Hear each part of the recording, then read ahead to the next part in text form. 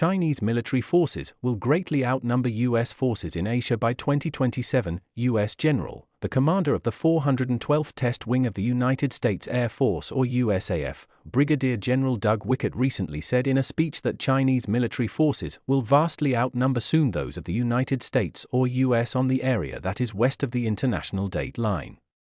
Wickert said that by 2027, the People's Liberation Army Air Force or PLAF of China will outnumber US forces 12-1 in modern fighter aircraft, including 5-3 in fifth-generation aircraft and 3-1 in maritime patrol aircraft. The PLA's fleet of 225 manned bombers also have no competition in terms of numbers in the Asian region.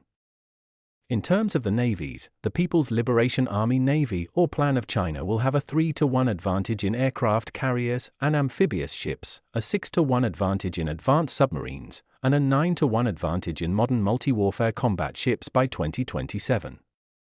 Wickert also pointed out that just last month of December of 2024, the plan carried out the largest show of naval force since World War II or WW2 around Taiwan, and that it was 3 times larger than the latest Rimofthepacific or rimpac exercise that was held also last year of 2024. This is the main reason why the US needs to rely on an alliance to go up against China, because on their own, numerical-wise they are unable to match up with China in Asia.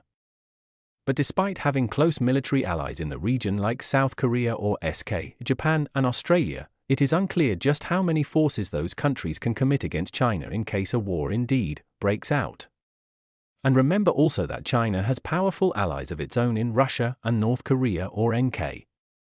NK's forces may have weaknesses in some areas, but they have strength also in other areas as well, like in terms of their missiles. And their stronger alliance with Russia now will only make their forces even stronger.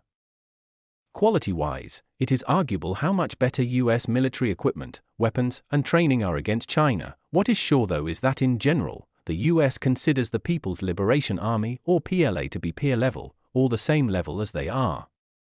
All these indicates that if a war does break out between the US and China over Taiwan, they will not be able to easily beat China, and might actually even be on the losing side. This imbalance of forces in terms of numbers is one of the main reasons why the US has been constantly waging a non-stop propaganda campaign against China here in the Philippines to convince Filipinos to fight China because they need all the help they can get. Our military forces might not be much compared to their other allies in the Asian region, but they need our military bases, and so far they have also been able to convince the Philippines to buy more military equipment so it could help them better. Also in their minds, having us on their side means us not being on China's side, which is probably what they fear more. Remember that in the entire Southeast Asian or Sea region, the Philippines is the only country that the US has been able to fool into their side. All of the rest either have a strong neutral stance, or even leaning towards China.